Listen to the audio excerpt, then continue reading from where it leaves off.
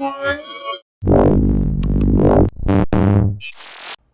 guys, Sasha from Mobile Geeks here, and this isn't about a new episode of One Piece. This is just the sleeve or case of my favorite phablet out there, and that's the Samsung Galaxy Note 2. I finally switched back to the Note after I've been using I think like 3, 4, 5 different smartphones in the last 6 months. So I've been a little bit cheating on the phablet form factor, but I totally love it right now. I just got back to the Galaxy Note 2 about 2 weeks ago. And let me show you something. This one is running on Android Jelly Bean 4.1.1. So are we all familiar with this version of Android? And I have something else for you because, of course, this wasn't the very first Samsung Galaxy Note or the very first phablet. It all started in September 2011 at the IFA in Berlin with this little device here.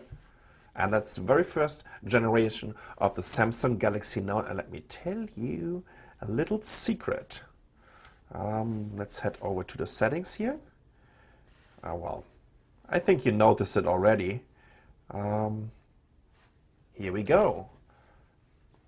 It just got the stock ROM upgrade to Android Jelly Bean 4.1.2. Kind of funny to see that the previous Note is running a newer version or more recent version of Android compared to the Galaxy Note 2 here, which is running Android 4.1.1. So what's new? Let me just show you a little bit about the performance. And they changed the widgets a little bit. They exchanged Samsung, or the S Note, sorry, the S Memo with the S Note. Of course, this is a new version of TouchWiz. We will see some improvements in terms of multitasking. I would like to show you a little bit about the multi-window feature. You have some optimized S Pen features and user scenarios. So you can see your handwriting while you're using the S Planner and the email and Easy Clip, and they kind of improved the design a little bit. The social hub is gone, and that means all these emails, SMS are not in the social hub anymore, but they have separate apps. So we have some new gestures for the S Pen. And, well, I think that's about it. Oh, by the way, if you're going to miss Polaris Office, Photo Editor, and the Movie Editor, you need to download them from the Samsung App Store. So they're also gone. I've made a full wipe on this device, so you can also see, how a Galaxy Note will look like if you're going to just buy it. Well, are they actually still available in the shops? I'm not sure about that. But if you just pretend that we just got this out of the shop instead of a Galaxy Note 2, so we saved a couple of $100, well, that's how it would look like. Oh, there you go. There's Flipboard. And you know what? I have to tell you, like, immediately, sometimes I feel that TouchWiz is performance-wise still not there for a dual-core smartphone, which is kind of sad because Jelly Bean is just flying on the Galaxy Nexus. So what anyways, let's just open Flipboard over here. There you go again. I'm pressing it a couple of times, and yeah, it's a little bit laggy. As soon as I'm in the application itself, it's very smooth, perfectly fine, animated.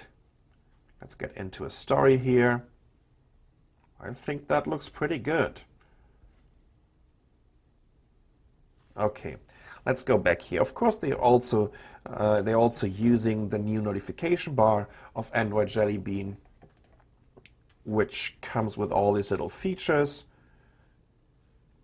Right, oh no, I have the screenshot here that I just took.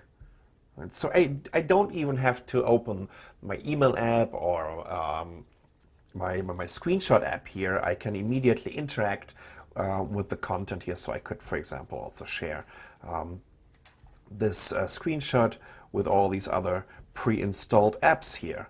What else is new? Of course, multi-window. That was the big thing for the Galaxy S3, for the Galaxy Note 2, and now it also arrived on the Galaxy Note, and it should also be available with a Jelly Bean upgrade for the S2. Maybe, I don't know, I still haven't got it. Let me just show you how I'm going to do that. Let's just press the back button for a while, and now we have this little app bar here on the side where you can just choose an app and move it here onto the screen. Let's do the web browser, and let's open the video player. Okay, let's close this again, and let's start this video here.